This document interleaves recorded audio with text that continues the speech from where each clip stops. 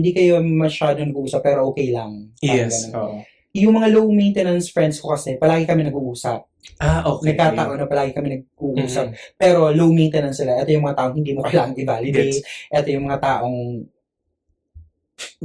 you can finish each other's sentences. Yung mga ganun Mhm. shit. Alam mo? Okay.